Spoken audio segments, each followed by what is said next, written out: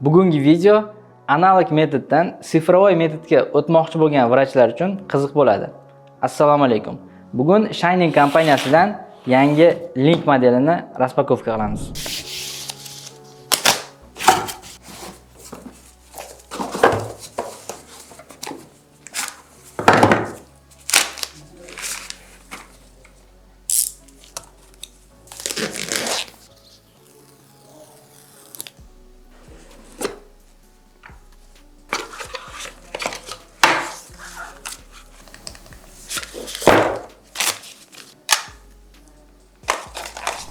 Demak, skaner komplektatsiyasida 116 grammga ega skaner, uni qo'yish uchun podstavka hamda 4 ta standart nasadka, bitta mini nasadka.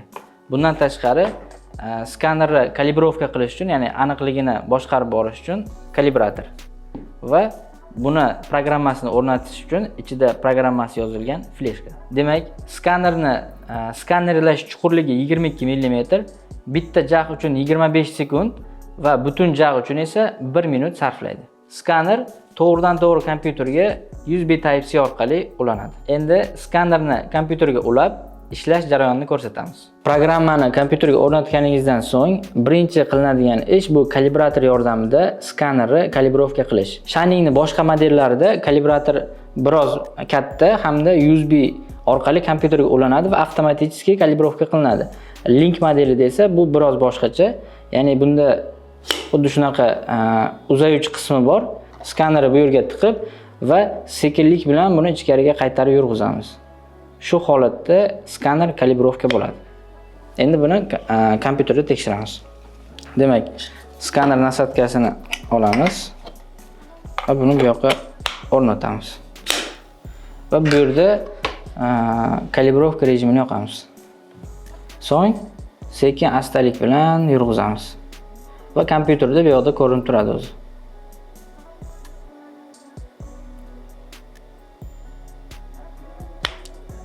Va bo'ldi. Endi kalibrovka protsessi o'zi foiz sanaydi.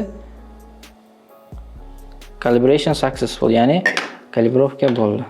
Close qilib chiqib ketamiz. Maslahat beramiz, har 2 haftagacha shu muddat orasida kalibrovka qilib turishni. Shu holatda skaner aniqroq ishlaydi. Skanerni kalibrovka qilgandan so'ng, endi hozir buni skanerlash tezligi hamda sifatini bitta tishli jag'da, bitta tishsiz jag'da sinab tekshirib ko'ramiz. Buning uchun programma interfeysida new order, ya'ni yangi zakaz bo'lmay kiriladi. Biz bu yerga test deb yozib ko'ramiz. Misol uchun bemor nomi yoziladi. Bu yerda esa jinsi hamda yoshi taxminan 25.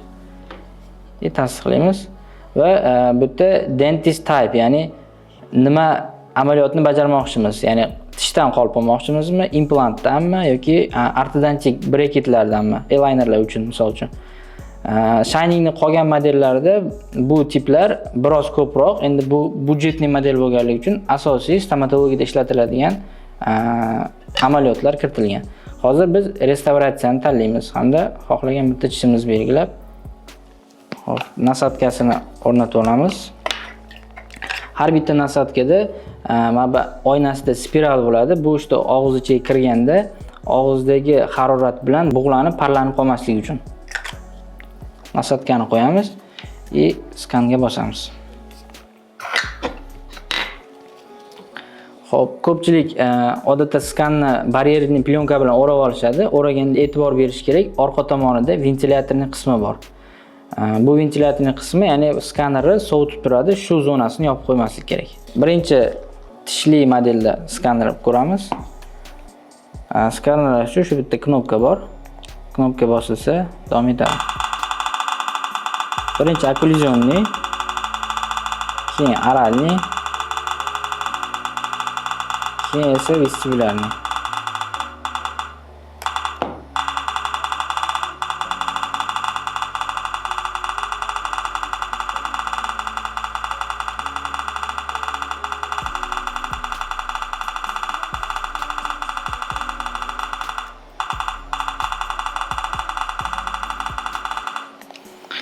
Demak, sifatini tekshirib ko'ramiz. Ko'rishingiz mumkin. Demak, sifati menimcha yaxshi. budjetli skanerlar uchun tezligi ham. Endi xuddi shu amaliyotni tishsiz jag'da tekshirib ko'ramiz. Ya'ni mana odatda ko'p skanerlar tishsiz jag'larni olishda qiynalishadi.